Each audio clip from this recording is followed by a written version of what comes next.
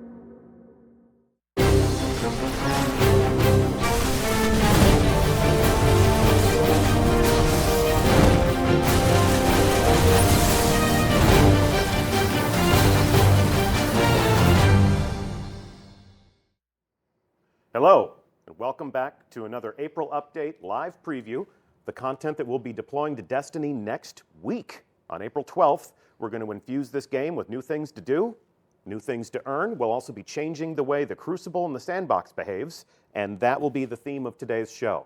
I'm Deej from Bungie. I will be your host, and I am joined on the subject matter expert couch by my old friend Lars Bakken. How's it going, Deej? It's so good to have you here. I'm very happy to be here. So if this is the first time that you're being introduced to Lars, I would very happily and friendly say, where have you been? Lars has been a perennial spokesperson for Bungie.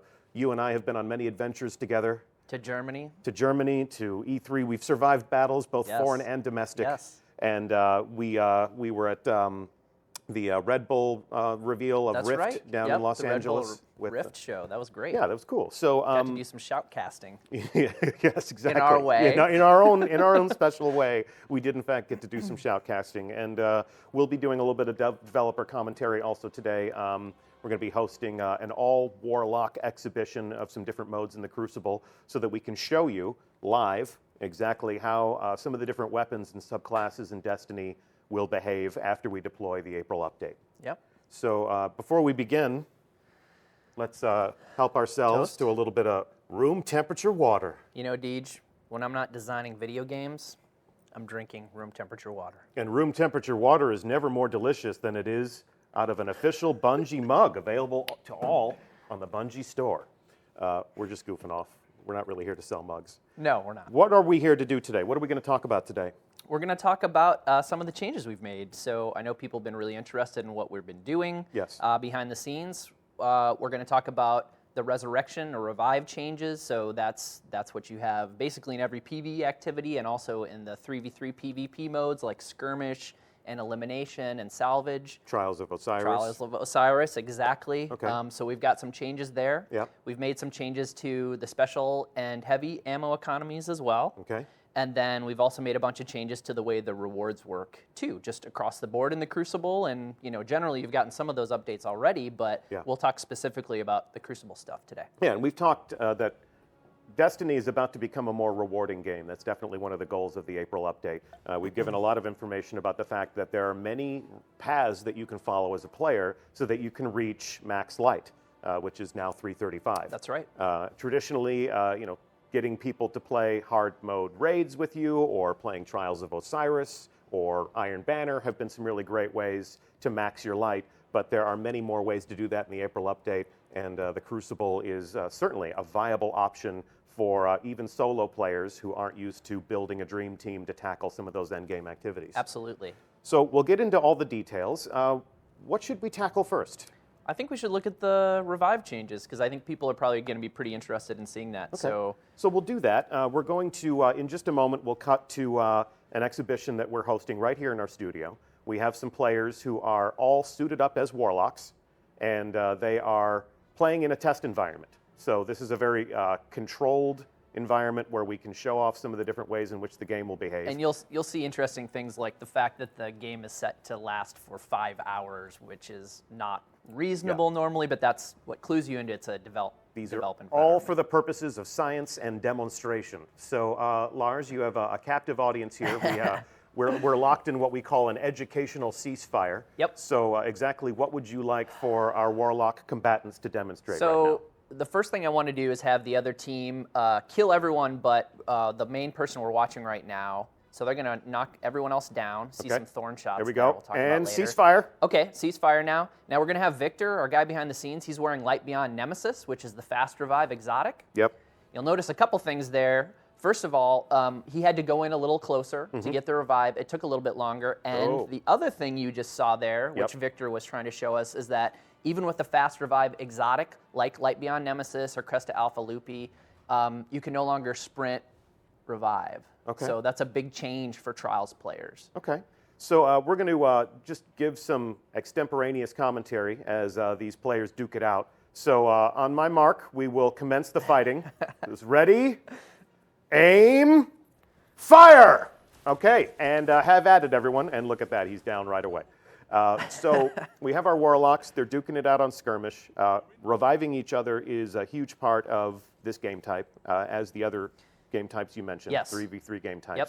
So what was the essential design motivation that prompted you to make the changes to the way the revive works? So, we were seeing some really interesting things when people were doing revives, and we wanted to sort of make it a little bit more risk versus reward. So that's why we made some changes, like the overshield you get is a little less powerful now, the shield that you get when you revive and then you get revived. And the other thing we've done is we've taken in the distance a little bit and made it a little bit longer to do the actual revive itself. So you have to get a little bit closer. It takes you a little bit longer, and that's the major change. Okay. And then the other thing that we did that you're not going to see in this current game is in Trials, we added 2 seconds to the revive timer. So there's that timer that won't allow you to be revived by your teammate once you first go down. And normally that's 5 seconds. Okay. And then when you go down in that round, we add another 5 seconds. So what we did is we added 2 seconds onto that. Does that make sense? So I get killed. My teammates have to wait for 7 full seconds before they can revive me. And then if you die again, we add an additional 7 seconds. So the second time you die in a round, it would be 14 seconds. And then 21, and then so on. Correct. Get out your slide rules or memorize your multiplication Start doing tables. math. I really wish I'd paid more attention in math.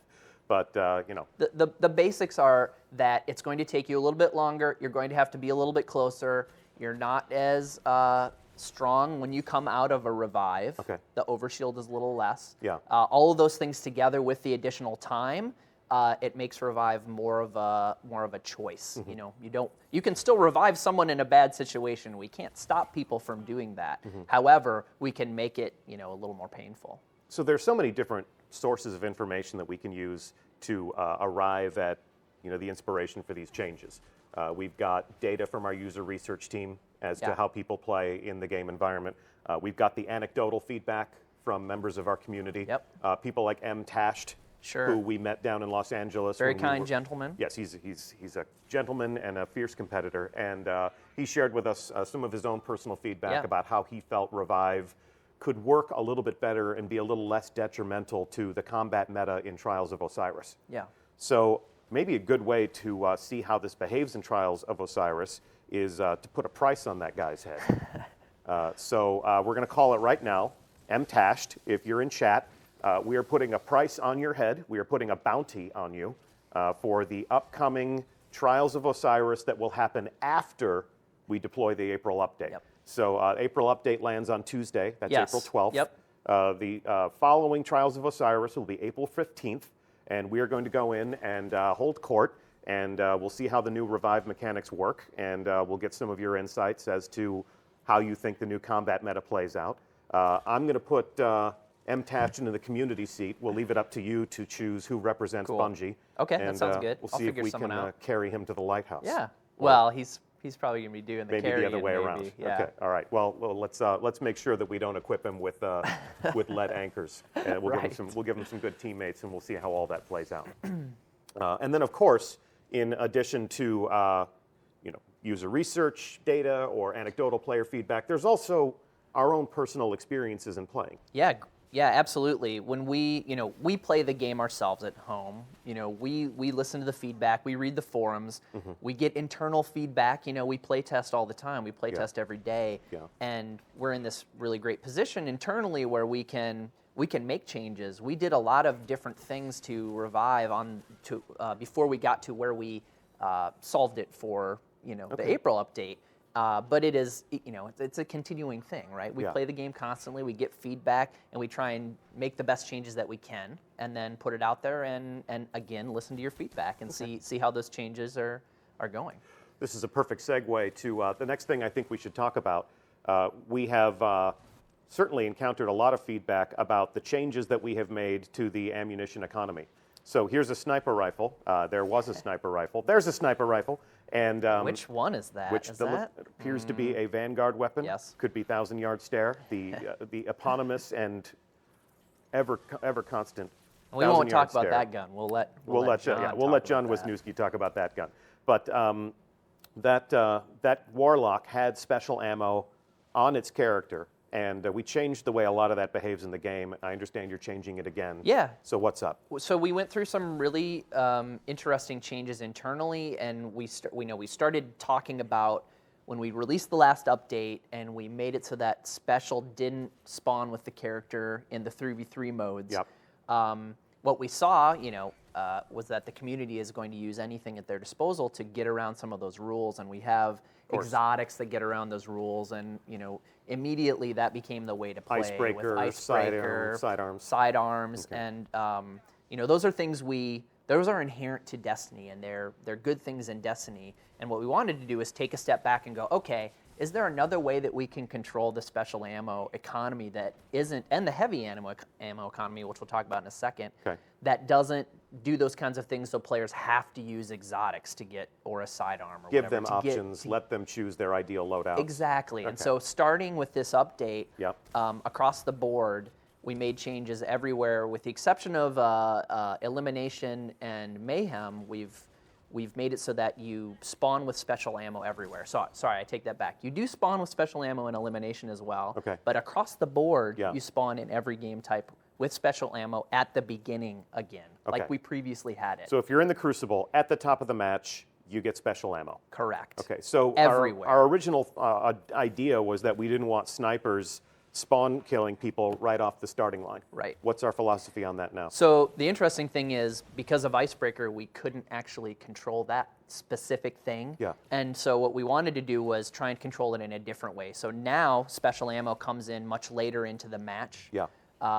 So it comes in 3 minutes in. You'll see the special ammo crates around as we're looking at this match that's going on right now. Special ammo comes in 3 minutes in, and then it comes 2 minutes after the fact. And that, in combination with all of the things we did with the Sandbox team, John, he's going to be on next talking about the specific things they did on the weapon side, the things that we did on our side to control the ammo, having it come in 3 minutes in, having the box then spawn additionally 2 minutes later, means that there's less special ammo in the match period. So choose your weapon carefully, choose your shots carefully.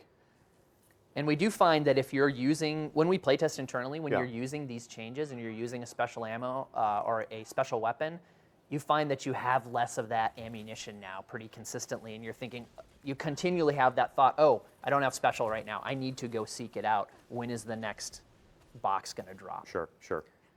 Okay, so talk to me about heavy.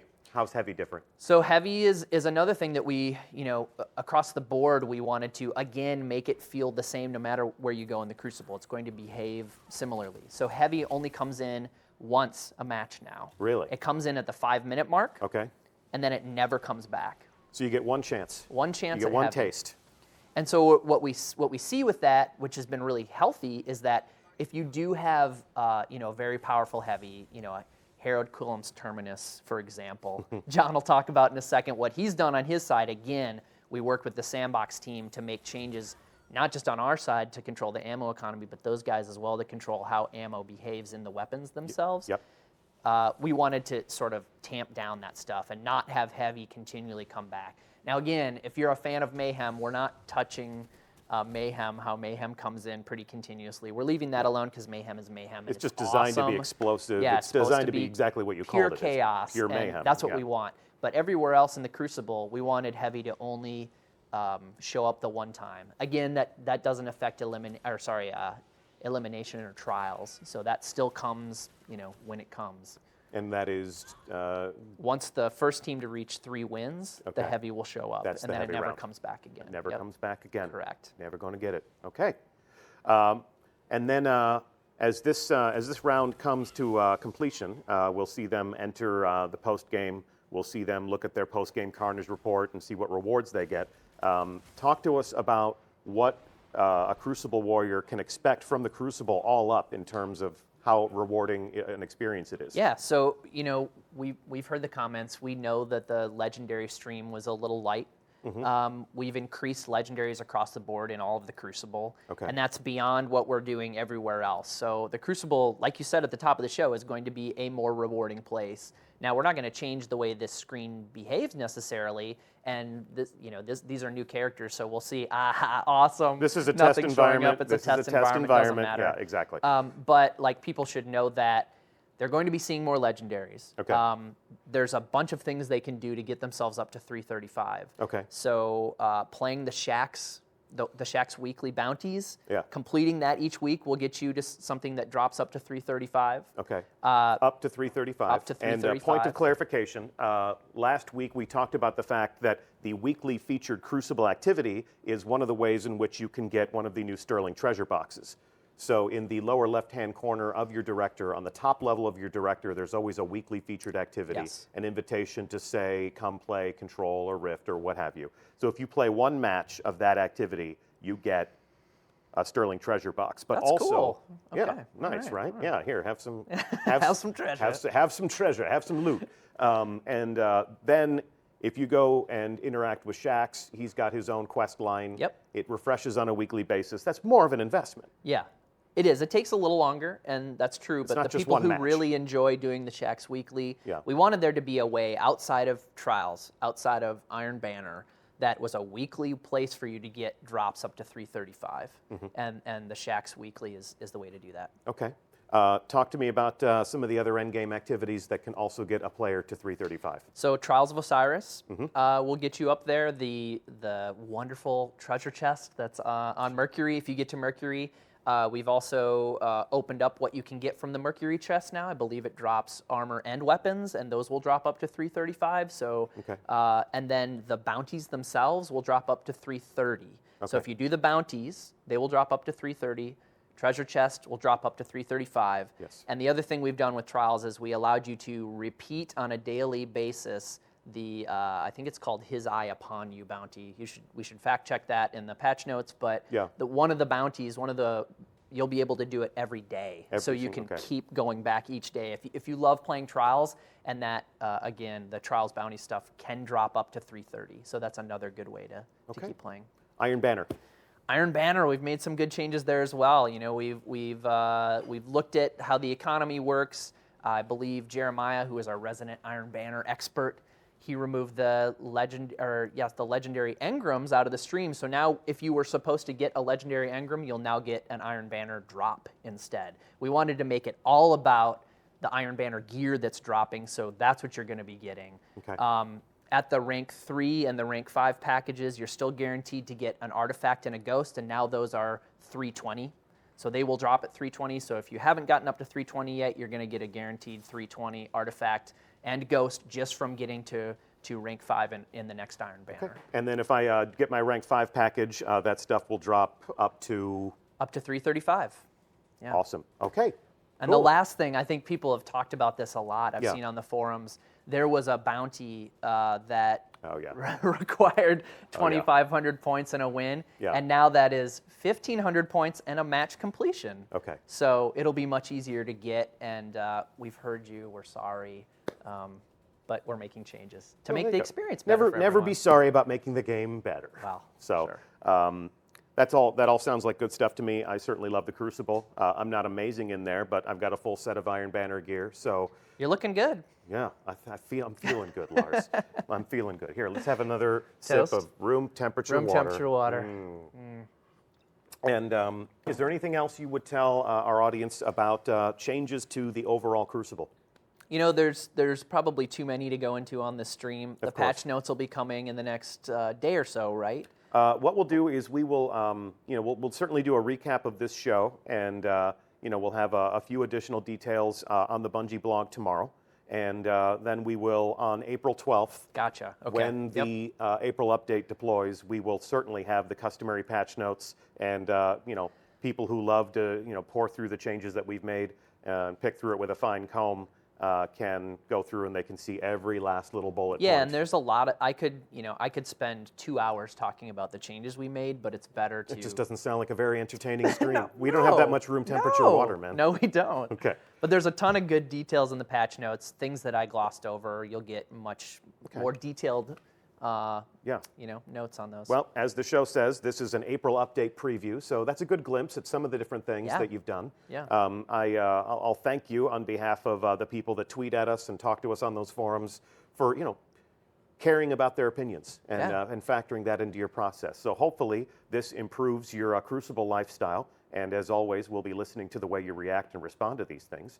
I'm going to thank you so much for spending some time with us today. Thanks, Deej. Thank you for all the hard work that you put into this, as always. Yeah. And we're not done. Coming up just after this station break is we're going to have designer John Wisniewski come out and talk about the arsenal in Destiny and how a lot of the different weapons that you love to use or hate to get killed by are about to go back to the workbench and be adjusted in the interest of balance. So enjoy some gameplay, and we're going to welcome yet another subject matter expert to the couch right now. We'll be back in just a few seconds. Watch them fight.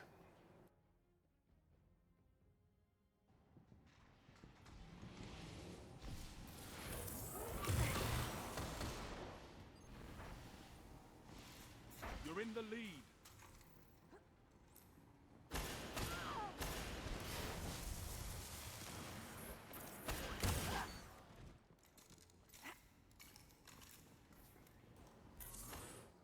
All right, and we'll take a break from the Crucible right now because it's my pleasure to introduce you and to welcome to the show John Wisniewski. How's it going, Deej?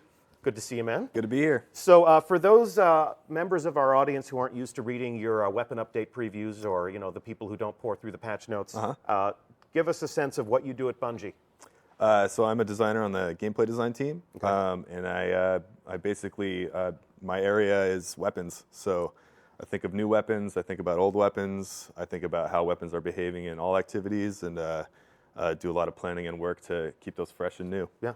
Spend a lot of time in our test labs, getting punished by the PvP testers that we have participating in this Warlock exhibition. Yes, I do. Okay. Yeah.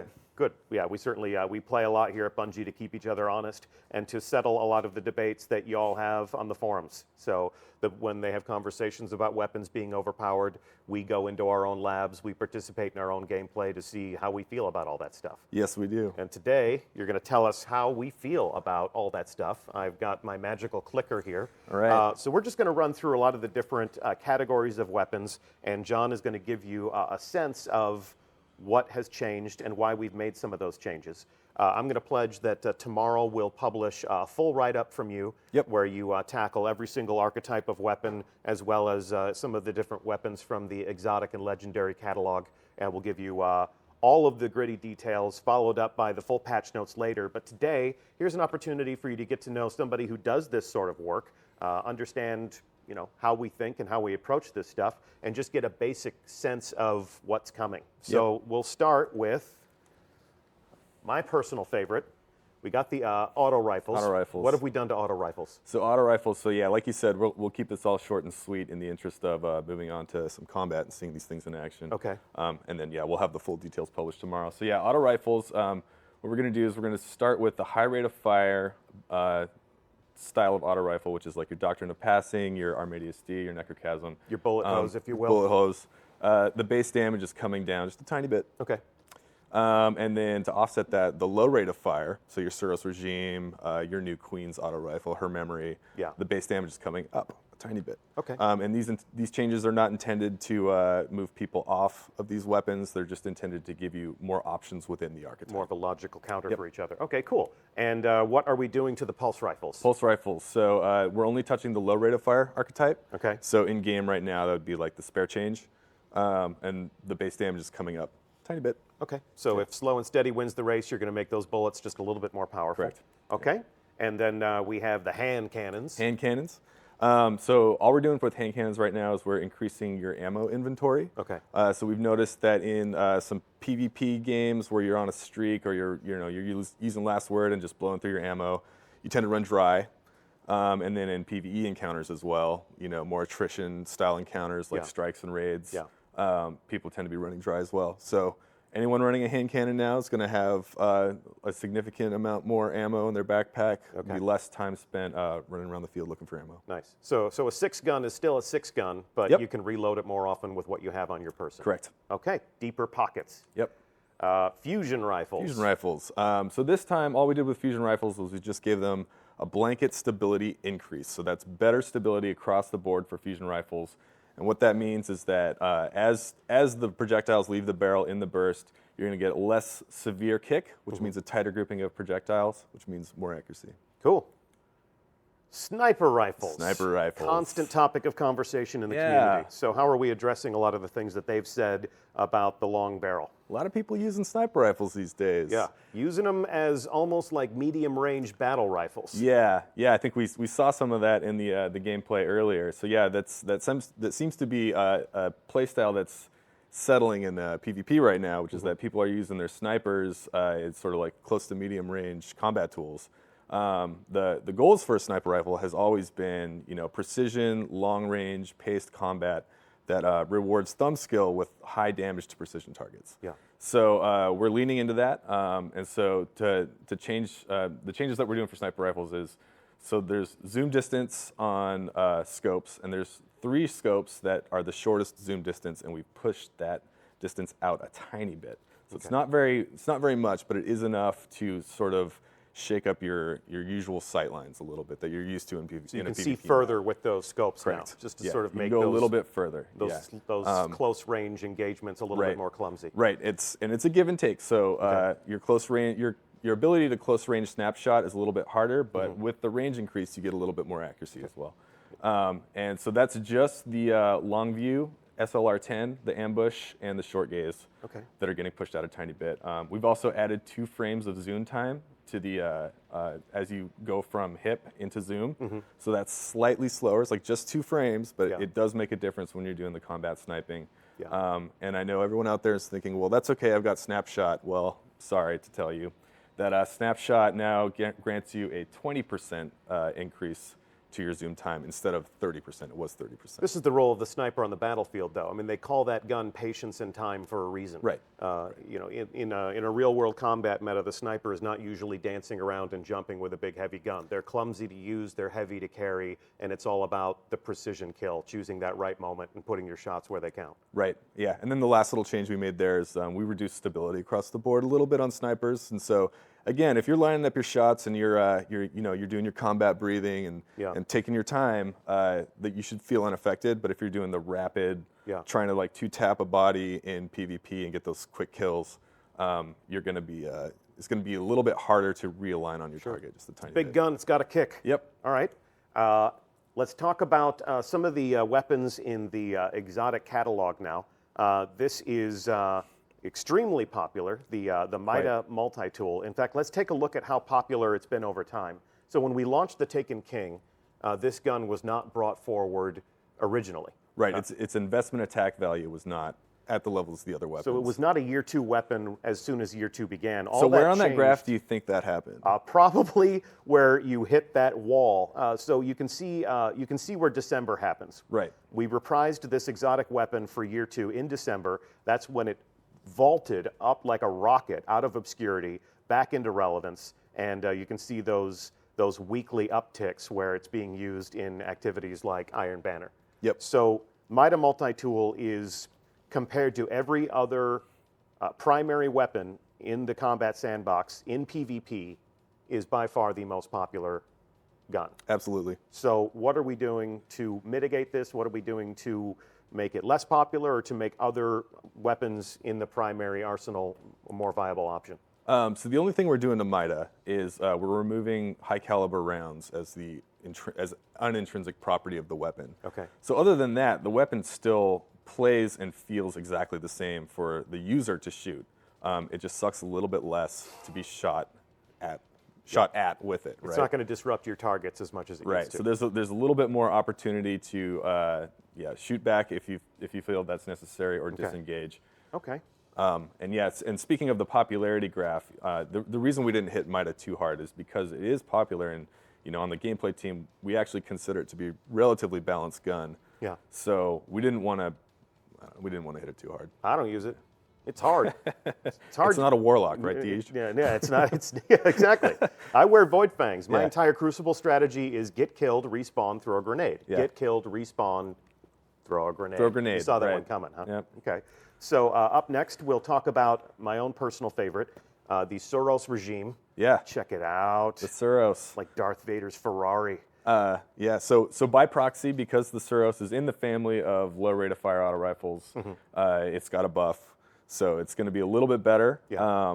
And so to address that, so a lot of people tend to use the spinning up option. So there's two options, spinning up and focus fire. Yep. A lot of people use the spinning up option, and with the base damage increase, that was just a little bit too deadly in our play tests. And so what we did is spinning up now kicks in a little bit later in the mag, about 4 shots. Okay. So you still have the same gameplay, same behavior from that perk, but it just kicks in a little bit later. Yeah, that's my finishing move. You know, when that poor soul's trying to run away from me to get around that corner, you know, and then it spins up right at the end and, you know, put him down. So that happens 4 bullets later in the clip? 4 bullets later, yeah. Okay. And that's not what I heard your finishing move was, by the way. Oh, yeah, would you? Yeah. And then the focus fire option now got a range buff as well. So you get a pretty significant boost to your range stat if you're going to select focus fire. And then if you pick the other range boosting options in the talent grid in conjunction with that, you'll be able to max out the range value of Suros. So that if you are the type of player who likes to use the really slow focus fire option, you can use range to your advantage now. Okay, cool. And moving right along to the Hawk Moon. Yeah. Simple change with this one, made a big difference. We just increased the range a little bit, so now the effective range has gone out, and the general accuracy of the gun is a little bit better because of it as well. Okay, cool.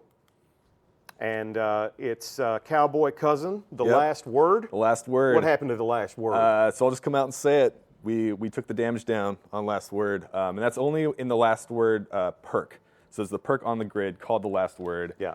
That perk gives you bonus damage, bonus stability, bonus accuracy, and bonus aim assist when you're firing from the hip. So yeah, that's pretty mean. And there's a whole bunch of players out there who've gotten really good at hitting headshots from the hip with this gun, and with that damage boost, that turns into a 2-shot kill in PvP at a full auto hand cannon rate of fire. And the time to kill is just a little too fast.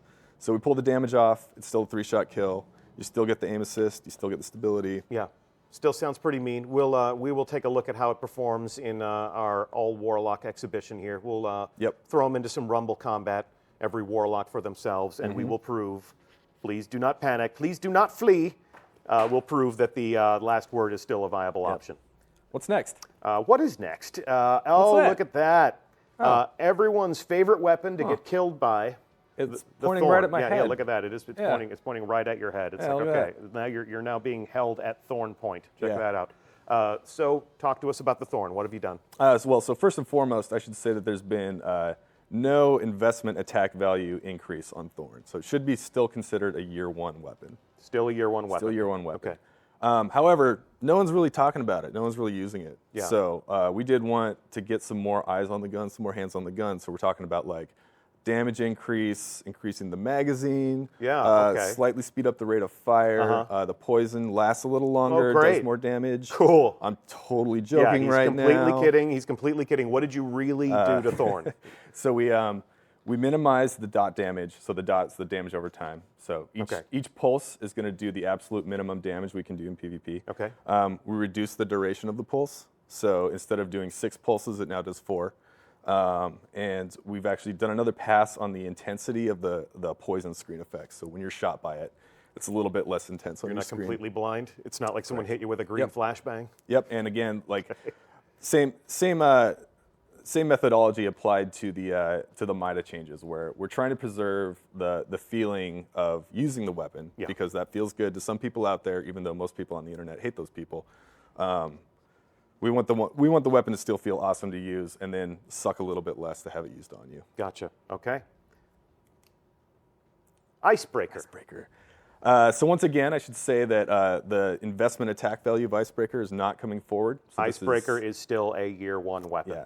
Okay. But to sort of pivot off of what Lars was saying earlier about the intended ammo economy changes, we had to make some changes to Icebreaker as well. Icebreaker was making it pretty difficult for us to tune the ammo economy in PvP.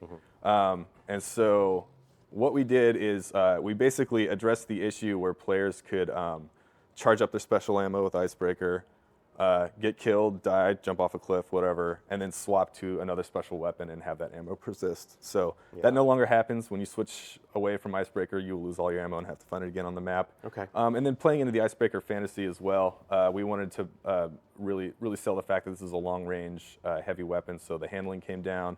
the zoom distance went out. Yeah. But the exotic behavior is still there. So if you are the PvE style player where you're camping on the hill, annihilating the battlefield, you won't feel the burn on this one at all. Cool. Okay. There's an interesting point to be made there that we had Lars in to talk about Crucible activities and ammo economies. Now you're talking about weapon balance and how ammo economies affect that.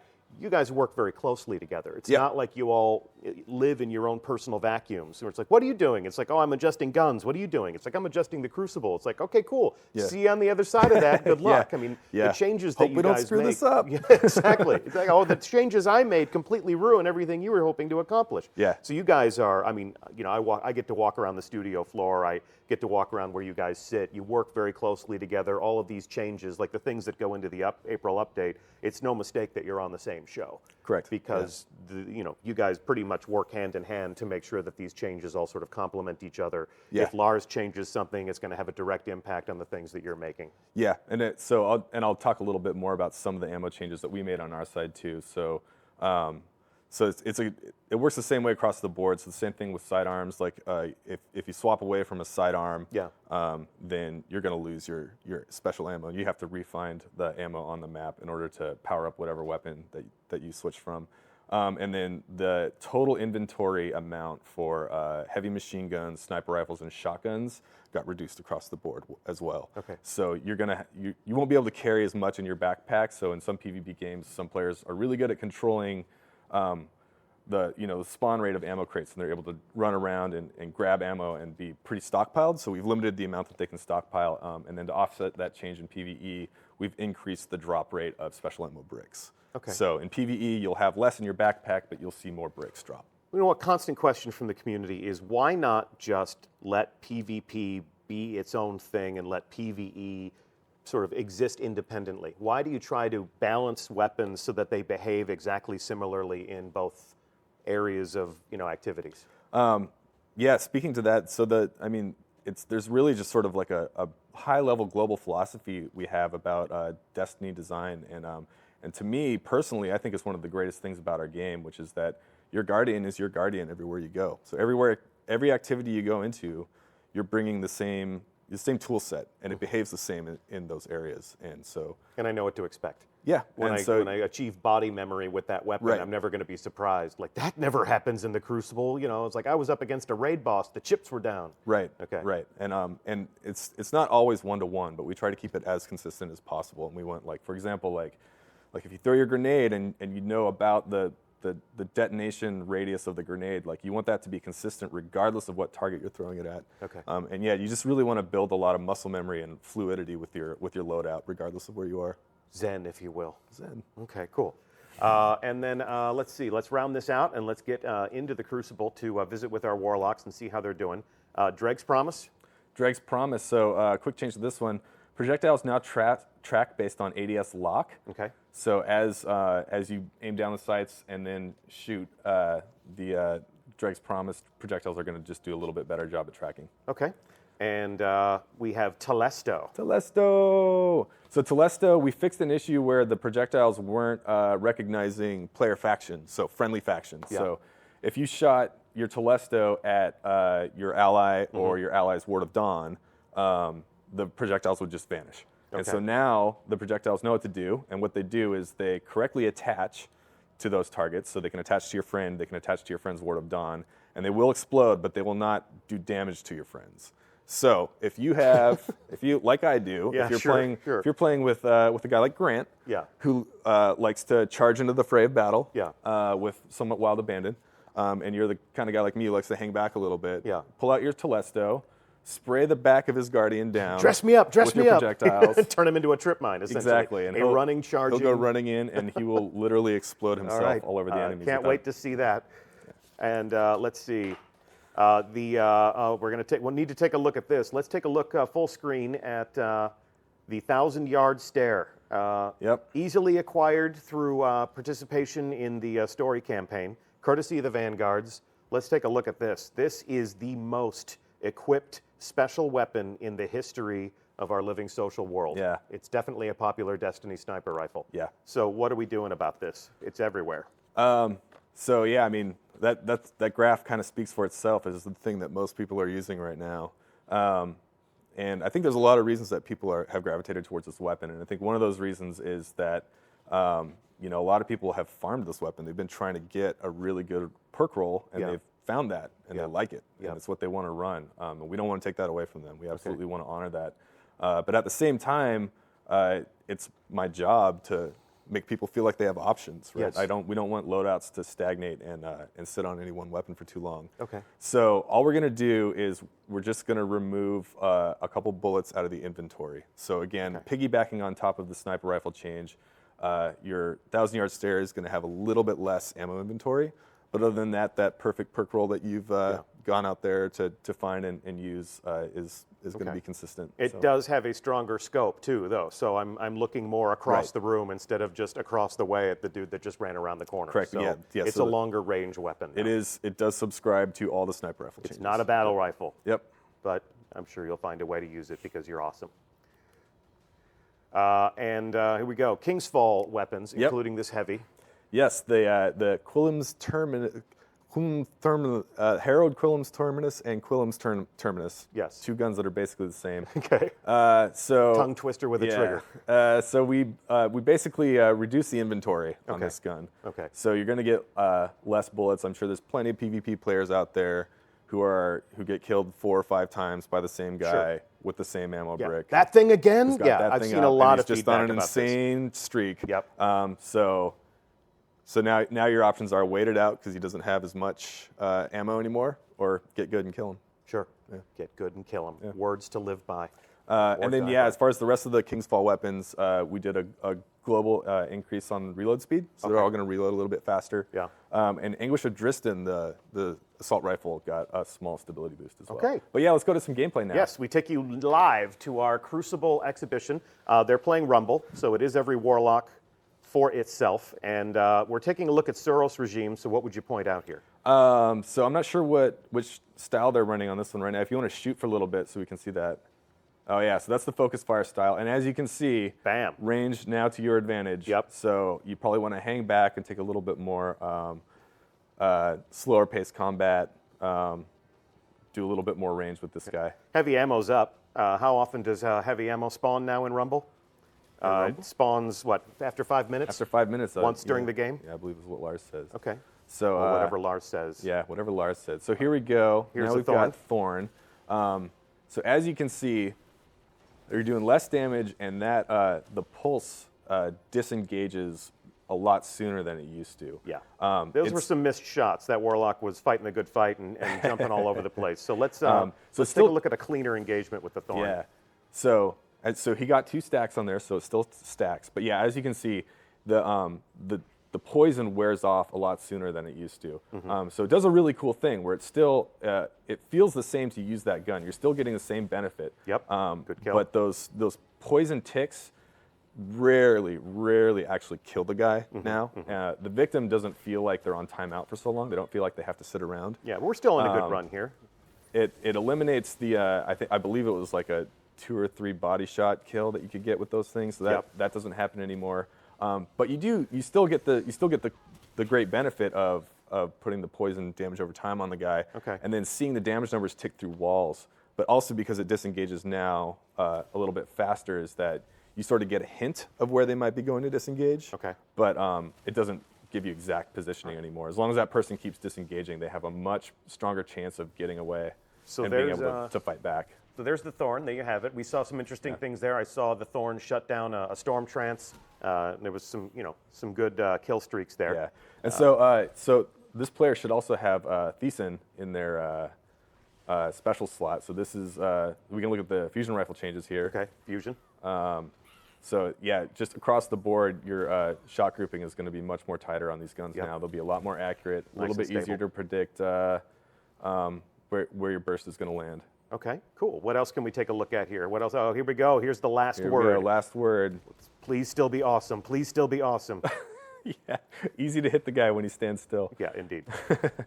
Not so easy when he's jumping around and punching you, finishing you off with a fusion rifle. All right, let's see a last word kill. Just for all those people out there with the soul of a cowboy, let's restore no their pressure hope and their or anything. faith. Oh, here we go. Here we go. Back up on the horse, cowboy. Back up on that horse, cowboy. Here you go. Oh, and what a time to reload. Yeah. There we go. And whoever that was a great sport. But yeah, it's still a nasty weapon. Still doing some work. There you go. So it still moves the needle. Experiences are purely anecdotal. You know, these encounters could play in all kinds of different ways. But yeah, we've done a lot of play testing, and this is still extremely combat viable tool. Okay, cool. And so, and then in his special slot, we've got the 1,000-yard stare. There it is. He is running the short gaze scope. So this is one of the scopes that has had their zoom pushed out a little bit, and there's an extra two frames of zoom time as he's zooming in. I am not a sniper at all, but it still feels really clumsy to me in that small hallway. Here, it's a better suited weapon. Yeah, and then earlier, when he wasn't on the spot, we actually saw some close range combat sniping on Exodus Blue with this thing that I think will prove that it's still possible. It's just a little bit less responsive. Okay. And if you want to get the same gameplay that you have now, you just got to back up a little bit. Okay.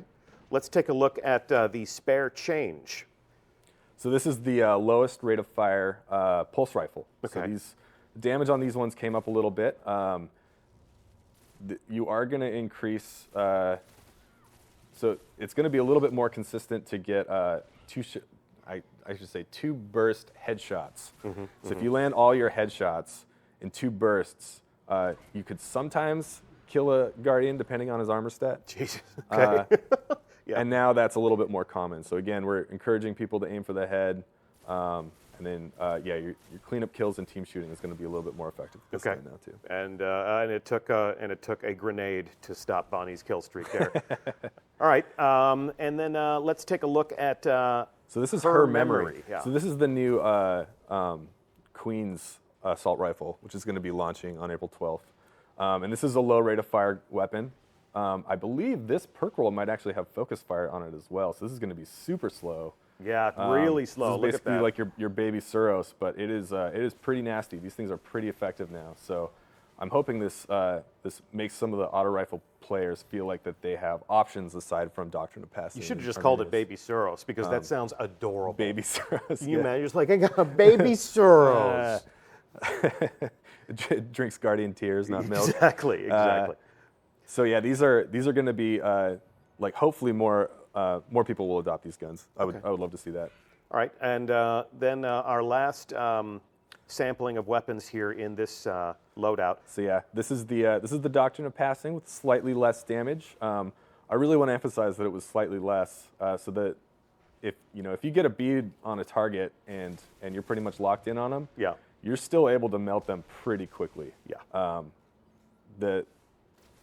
It's when you get out of the effective range or when you're trying to engage multiple targets, or like you saw there, if you're having a hard time like actually getting your reticle on the target, it's going to be a little bit less lethal. And it's just meant to sort of like smooth out some of the edge cases and make this gun a little bit less dominant, but still an effective combat This tool. has definitely become one of those polarizing weapons. I see Doctrine of Passing enter the conversation often.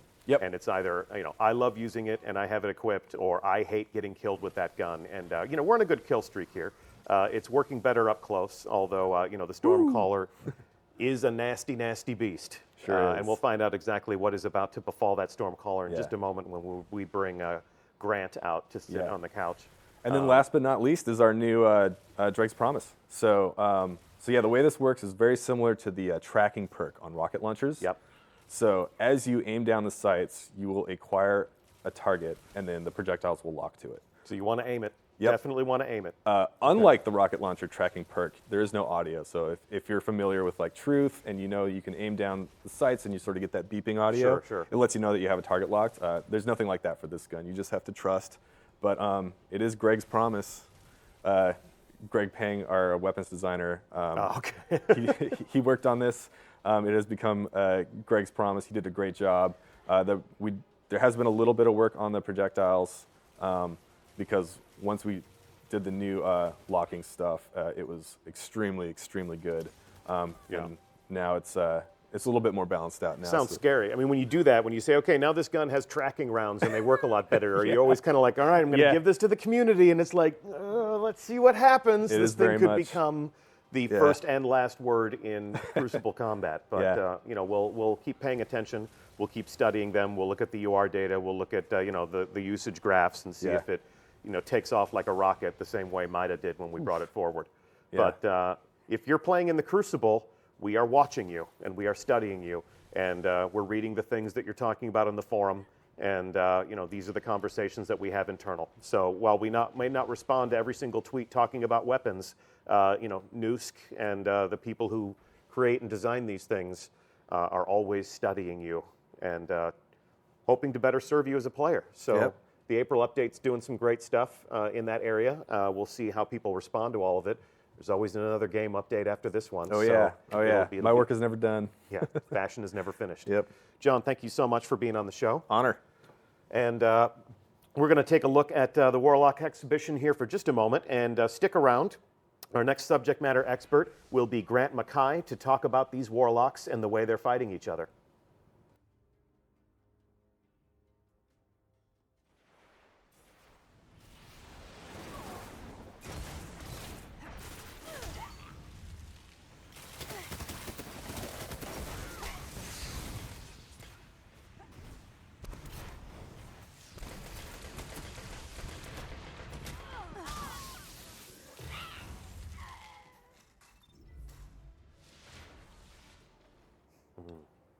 Dude, this room temperature water is amazing.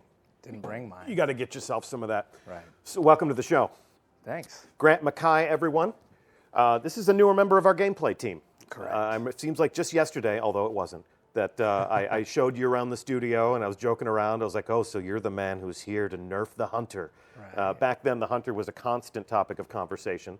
Since then, we've seen some other subclasses come up and go out of, you know, sort of the main conversations. You know, when we first launched the Taken King, it was all about the Solar Titan and those hammers. You know, when you heard that anvil strike, it was just like the only thing you would do is run. Now the Stormcallers are very much a thing that people are talking about. How do you react to those sorts of conversations? You know, what are the things you think about when you take a look at the way subclasses balance each other in the sandbox?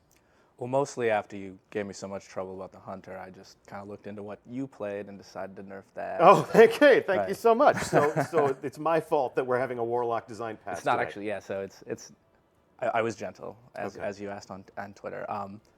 What we actually look at is how people are playing them, what they're using, and how actually successful that they are. Mm-hmm. And so if something's being used too much or too little, we try to use that as the metric to sort of balance on. If everybody's doing Warlock exactly one way, that's kind of a problem. It's kind of boring. Right. Give people incentives to embrace different archetypes. And empower the different kind of play styles that we have, that sort of thing. Okay, cool. Well, we have put the Warlocks under the microscope. Let's see how they're performing in the Crucible. And as we watch these people, we'll load up one subclass at a time, and we'll have you give us a sense of what you've changed and how that is impacting the way that they're performing in this Rumble fight. So who do we have up first? This is the Sun Singer. All right. And actually, you just saw him try to melee his way to victory with a flame shield there. And one of the more contentious changes, we've actually lowered the amount of shield that's going to provide for Sun Singers who try to run up and sort of win every fight. And we've also reduced the frequency at which you can acquire a flame shield. Okay. Beyond that, we looked at the other melees to try and bring them up a little bit so that there were other play styles there. So if you're running something like Solar Wind, that's going to be available a lot more if you want to like push a shotgunner out of your face or something. Gotcha. And then also Brimstone, more specifically in PvE, has got a nice damage boost, so you can cause like little miniature star explosions and have all sorts of fun. So talk about the super. This super's active now. So this is Radiance. What we did was tried to make some trade-offs in it. So if you're running Fireborn like 90% of the other players, you're going to notice it's not going to last quite as long. I think actually someone posted a video analysis of one of our previous Twitch streams and actually called me out on that before we had talked about it. But also we try to make it a little smoother when you're throwing the grenades. You're going to see maybe one or two more grenades in your super if you're not running Fireborn. And you're gonna see some extra buffs for your allies if you're running one of the other upgrades, that sort of thing. Okay, cool. Let's take a look at our next subclass. And What do we have here? This would be the Stormcaller, my favorite. Yes. All right. This was one of the first things you worked on here. Yes. Correct. Okay. So how is the Stormcaller different? What have you done? So we just wanted to adjust a few player frustrations. A lot of people were a little upset with, seeing a Stormcaller pop their landfall like we just saw right there. There we go. And it would blow up a Titan bubble and blind everyone. So we've reined that in a little. You can't blow up Titan bubbles anymore, for example. And watch it drain. Right, and it's not gonna blind everyone on the map anymore. Also, the builds that some people were running, where they chose all the perks to make their Storm Trance last essentially, half the match or whatever it was. Yeah. We've reined a lot of those in, and we've tried to make it a little bit more decision-based. So if you're sort of spamming your Arc Lightning everywhere, it's going to drain a lot faster now. It's not as free anymore. You're going to have to think about it a little bit more. But again, we've tried to make sure that we didn't just straight destroy the class. They're not in that bad of a place, actually, in terms of the actual statistics for their kill-death ratios and that sort of thing. So, so we gave some back. A little bit of it was aimed at PvE, where the aura that you have around you, if you take the perks for that causes damage, is a little stronger, and some more sort of user-friendly things on how they get their energy back in certain places and that kind of thing. That'll be in the patch notes. It does seem as if ever since we sort of teased that the Warlocks had a different future, the Stormcaller has definitely sort of dominated that conversation. That was the one everyone looked at and said, well, if you're working on Warlocks, but Stormcaller has had a glorious birth, and it's still going to be a badass. Any other changes that you would call out about the Stormcaller? I mean, nothing specific. It'll all come in the patch notes. We moved some minor numbers around and all that sort of thing, but probably don't want to hear me ramble about that too long. Well, and really, it's not as much about the math; it's about the way things feel. And if the super requires a little bit more decision making, I mean, that really is the Stormcaller experience. It's like, oh, my super's charged. Really don't need to think about this. Let's just pop it and go, and just maraud through the map and just mow down anything you see. So if people have to make better decisions about when they use it and when they actually unleash the lightning, then that will create, hopefully, some more interesting engagements. So I guess nothing left to talk about except for my own personal favorite. No offense to your Stormcaller, I used it. It's actually my PvE class, but when I'm in the Crucible, I'm Void Fanged up, and I'm all about the Nova Bomb, all about the Nova Lance, actually, because I love just having that extra rocket launcher on my person. So be gentle and talk to me about what you've done. What have you done to my Voidwalker? So we didn't do anything to Nova Bomb. Okay. I'm glad now that you talked about that so much that I left it alone. Yeah. What we did try to do was emphasize a sort of gameplay personality that the Voidwalker has. So they're lagging a little bit behind the other subclasses in terms of output. Okay. So we tried to bring him up a little, and we did that with sort of his energy vampire abilities. So you can see right now as he's playing, he's using sort of his melees and his grenades to sort of destroy people and rip out their souls and turn that into more super energy or more grenade energy, or to heal himself. Yeah. So the specific changes are again in the patch notes, but it's all about that cycle of using your abilities correctly to make sure you always have an ability available. That sounds like a lot of fun. I mean, and my playing style, as my thumb skills are not amazing, is definitely as a support player. Definitely somewhat of a brawler. I wear the Void Fangs because I like the grenades. I definitely try to punch my way out of any close encounter. Pardon me? It's interesting that you picked Warlock for that. I like it. This is how stupid I am. I just like the way they dress. I mean, yeah, maybe I should have been a Titan, but I like the glide. I like the fluidity of the movement also. So I'm definitely one of those players that makes emotional decisions. But the changes that you've made to the Voidwalker are something that I'll probably have a lot of fun with. What specifically could we call out as we watch this Warlock fight?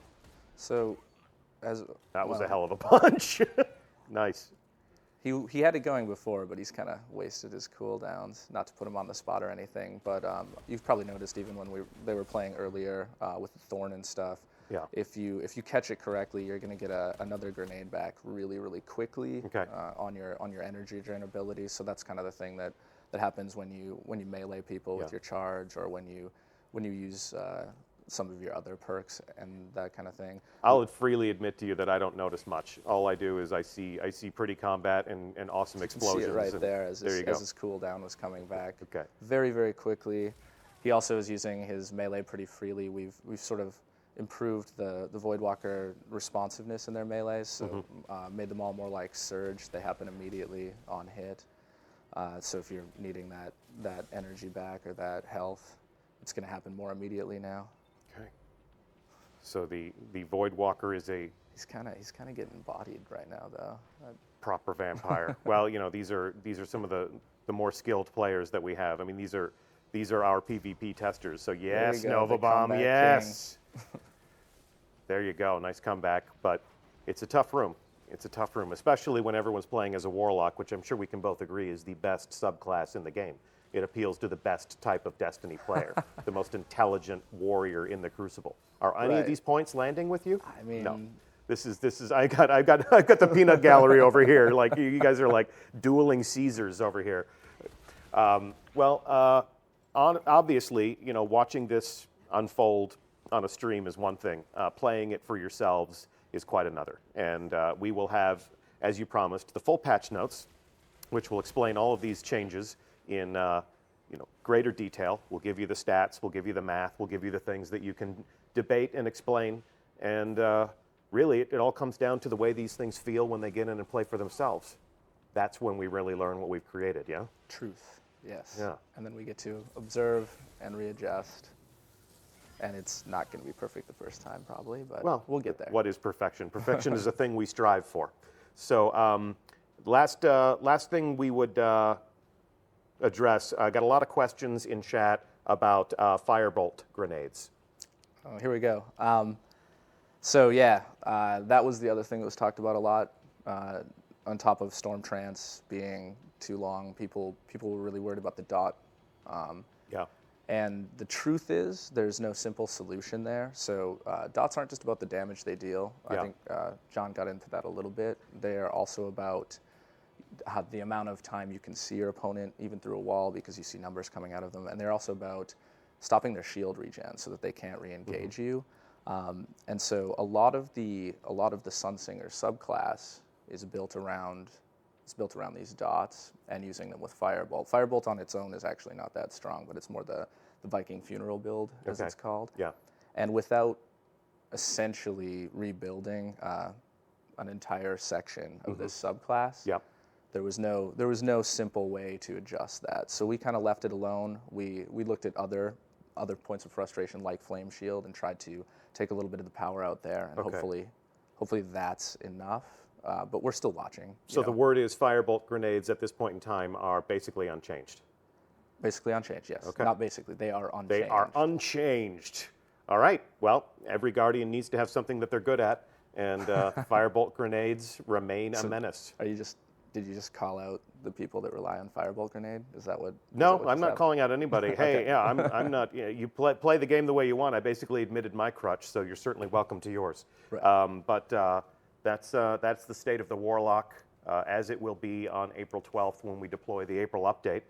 Thank you so much for shedding some light on the subject. Do you get it? Shedding some light on the subject. That's pretty good. I would say you shed about 335 light on that subject. Wow.